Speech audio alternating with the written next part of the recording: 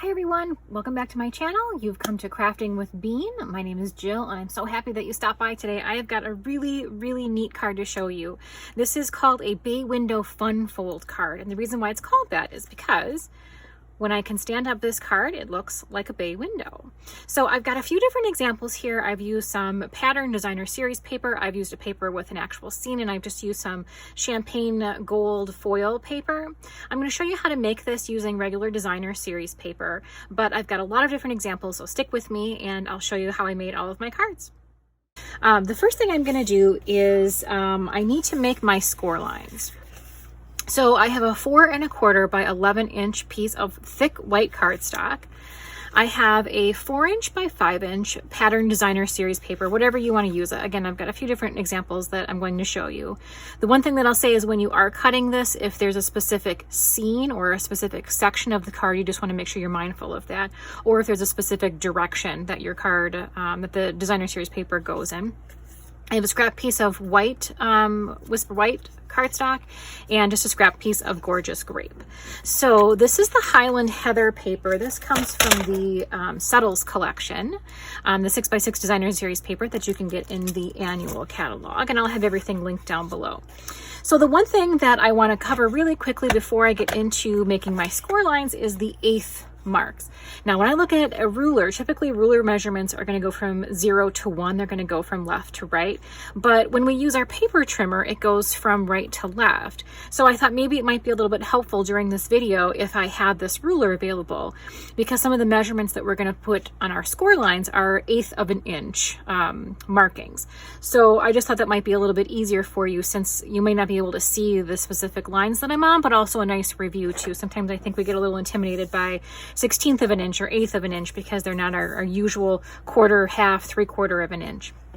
So the first score line that I'm going to make is the 3/8 of an inch. And if I look at my ruler here, 3/8 of an inch is that longer line between 1/2 and 1/4. It's right in the middle there.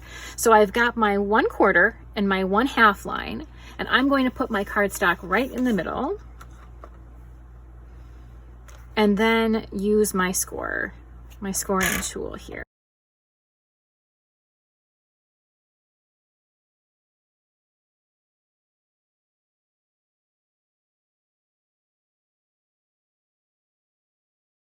Now this paper trimmer is sold on my online store through Stampin' Up, and this is my 3rd paper trimmer that I've ever had. I have to say it's the best one. The blades, it cuts through paper like you just really wouldn't believe. I've never had blades cut through so easily before. And I've had a Fiskars brand. Fiskars I use for a lot of other things. I used to quilt, so I had a lot of Fiskars shears and things, but there is something about these blades that really just make it so easy and so effortless to go through. The other thing that I really liked about this too is that I have a lot of 12 by 12 sheets of designer series paper. I also used to be a scrapbooker back in the day. And with my other trimmers, I could cut them, but one of these two would always be in the way. But this allows you to cut a full 12 inches and make that final cut without running into the scoring blade or having to remove one. So I really do love this this paper trimmer. So anyway, back to making our score lines here. We've made our first one at 3/8 of an inch. The next one is at 1 7/8. And if I look at my ruler here, the 7/8 is in between the 1 inch and the 3/4 mark. Okay, so I go to 1, I'm not quite at 2, and I'm going to come back in between, and then that puts me at 7/8. Whoop. Again, I've got the thick white cardstock, so I want to run it past a couple of times. The next I'm going to do is 3 5/8. 5/8 is in between the 3/4 and 1/2 mark. So here's my half mark. I don't want to go to the quarter mark. I just want to go to that next longest line there. 3 5/8. The next one is 5 1/8. So I'm just going to go 1/8 is that first longer line. Longer meaning it's not as long as the quarter or the half, but it's not the 16th line, I guess. It's probably the best way to say it. So there I am at 5 1/8. And then the last score line is going to be our old friend 5 1/2. And we all know where that one is. Okay. So since I still have my paper trimmer out, I'm going to set aside my cardstock, and then I'm going to bring in my designer series paper. Again, it's a 4x5, so it's longer on the 5-inch side. Obviously, we're going to be cutting them this way. So you just want to make sure if you do have a direction that it's going. You're going to be cutting it on the 5-inch side. So just make sure that your direction is going the correct way. Some of the other cards that I'll show you have a scene on them. The most important thing you can do is just to make sure that your cuts are in order. So as I'm cutting these, I'm going to set these aside so that I know what order they're in. I don't think we need our ruler anymore. So the first cut that I'm going to make, I just want to make sure I'm still in my camera view here, is 1/4 of an inch. I'm actually going to use this side of my trimmer, which also has a 1/4 inch mark there, and make my cut. I'm going to flip that over. That's my first card, or that's my first piece of paper. I'm going to flip that over, and then I'm going to do 1 1/4 of an inch. Oh, move that around there. There we go. Next one is going to be 1 1/2.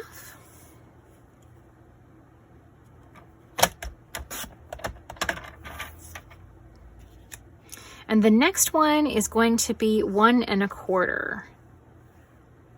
1 1/4. What I'm going to be left with is a 3/4 of an inch piece, which is the last one you need. So I'm just keeping all of these in order here.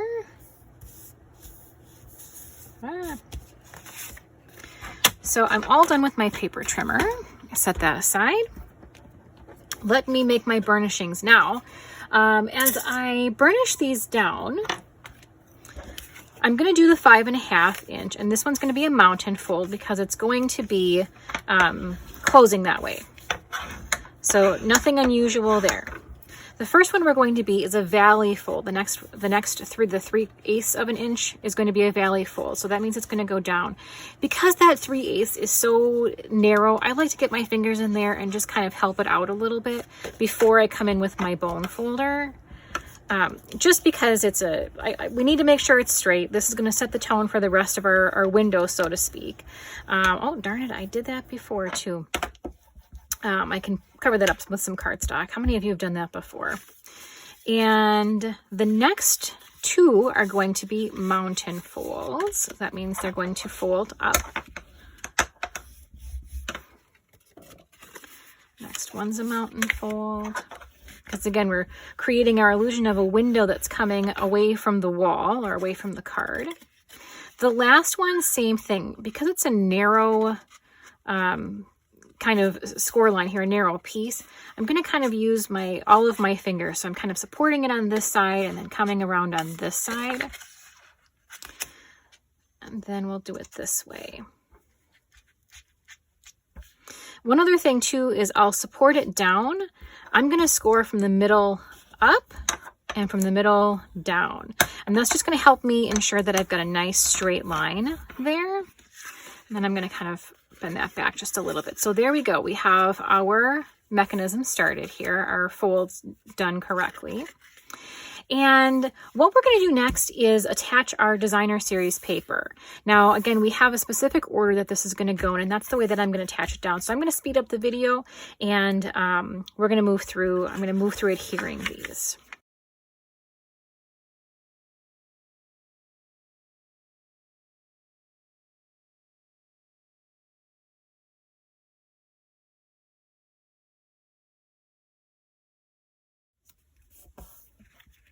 Okay, so now for this last piece of paper here, I have some dimensionals that I want to use because I want to pop this part up. This is actually what's going to hold my window kind of to keep its shape a little bit. I need to kind of bend things a little bit more here, but here's what I'm going to do. I'm actually going to take some of my dimensionals around these dimensional edges here. This is what I'm going to use. If you have foam strips, even better. I am out of those, so here's what I'm going to do. I'm just going to measure a section and make my own little foam strip here.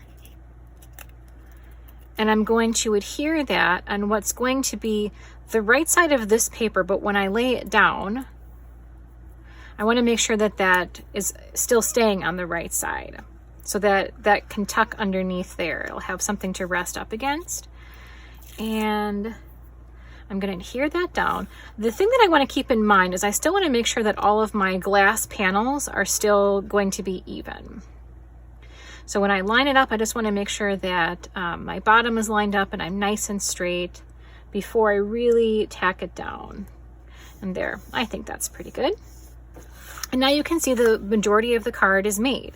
You have a nice little base here. There's a couple of other things that I would recommend. I would recommend putting some tear and tape down on this side. I'm going to use some Stampin' Seal Plus. Or I'm sorry, this is just regular Stampin' Seal. But this is a very narrow margin. If you're not comfortable using that because it's so narrow, then I would use glue. You could use tear and tape. But you just want to hold that down. This will help to keep your window when you're standing it up to be a little less loose, I guess. It'll make it a little more structured, so it'll hold up for you. So the last thing that I'm going to do is really just add my sentiment. I've got my scrap sheet of paper here. I'm bringing in my my paper punch now, and I am forgetting the name of it. I'll post it in the link below. And then I'm also bringing in from my stamp set, Happy Birthday from the Days to Remember stamp set. I love this stamp set. I have a video plan to show you guys how to use this because it does seem a little bit intimidating. I'm going to use my gorgeous grape ink here. Just going to stamp my little happy birthday greeting right here. Oh, darn it. Let me go from this side. Make sure I get that other end there. There we go. Close up my ink. And I'm going to use my, I think it's Label Me Fancy, but gosh, I don't know why I'm forgetting that. And of course, I'm off a little bit. You know what? That's okay. I'm going to show you what to do. So because I want to make that a little bit shorter, I'm just going to feed this end in a little bit here. You can also use a Post-it note too. And of course, as I'm looking around, I can't quite find one, but if I were to feed this in just a little bit here, I'll use my bone folder to move it down just a bit, making sure I am aligned. There we go. And then my gorgeous grape, let's see how it looks, or if I gotta shorten this one too.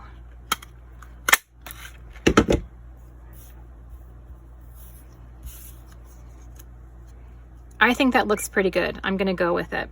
And I'm gonna attach that right in the front. So let me get these out of the way here.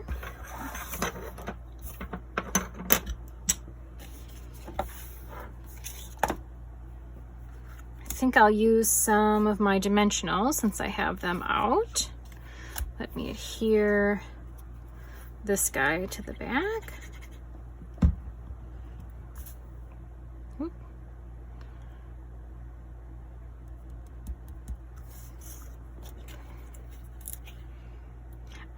One thing that you do want to keep in mind too, when you're putting your sentiment on here, be mindful of where you're putting your adhesive, where you're positioning it on your bay window here. I'm going to put this right in the middle, so I'm pretty good, but there's a few other, like for example, I'll show you this. This is the tailored tag punch, and you can see that this goes beyond where those score lines are. So I needed to be careful where I put my dimensionals. A trick for that is to just put the dimensionals right there. Put it right on the cardstock rather than on the greeting. So for example, I know I want it to be right there. Let me lay this down. I'll put my two dimensionals right there instead. And then that way I don't have to worry about accidentally adhering too much of it, which will prevent the mechanism from not opening. So there I've got my happy birthday. I think I'm gonna bring out some of my pastel pearls. I think it could use some of those. One here. Maybe I'll do a lighter purple over there. And Yeah, maybe I'll bring in another one of these. Maybe up there. There we go. Nice and simple. I might bring in a ribbon or something a little bit later. I will put down, if you're going to put a piece of paper right here, if you're using colored cardstock, you can just put down a 4x4 piece of paper there to stamp your sentiment on and so on. So that's basically how you make the bay window fun fold card. Let me show you some of my other examples. So I had this one out. This is Night of Navy cardstock. This is, again, the champagne foil sheets. I'll link some of these in the description box below. I just have some baker's twine here. I've used my holiday rhinestones, of course. The stamp set came from the Handsomely Suited stamp set. This one's going to go to my dad. I have used this is a Daffodil Delight card all the way around. Yellow cardstock, yellow Daffodil Delight from the same type of collection, except that this was using the Brights Designer Series paper and the Art Gallery stamp set. Of course, if you've seen any of my videos, I've used it a couple of times. I love that. And there's my 4x4 sheet of paper there on the inside. The last ones that I wanted to show you come from the Feels Like Frost Specialty Designer Series paper. Specialty Designer Series paper is different than regular Designer Series paper. It usually has some gold foiling, or in this case, silver foiling. It's usually a little bit thicker. In this case, this is clearanced right now in my online store, so I would grab it because it's on sale. But look at these beautiful cards I was able to make. It looks like you're really looking out a window here. I've used some adhesive back snowflakes. I used some of the, oh, I forget the name of this ribbon. It's also on clearance as well. This is the Snowflake Splendor ribbon that I have here alongside. Rather than using the other part of the Designer Series paper, I used that. And when it stands up on a desk or wherever it's going to be, maybe a mantle, maybe this is your Christmas card for the year, it's going to look great. I've used another sheet from that same pack of paper. This is Highland Heather, along with this scene, and I've used a full strip of paper here. Again, I have my 4x4 sheet of paper on the inside. And one more to show you. This is one that this is the first one that I made. It was inspired by some of the other videos that I had seen. I love how this looks. I think it looks amazing. The sentiment, I feel, sometimes gets in the way of that image. And then I used one of the other videos that I saw the measurements to hold this up.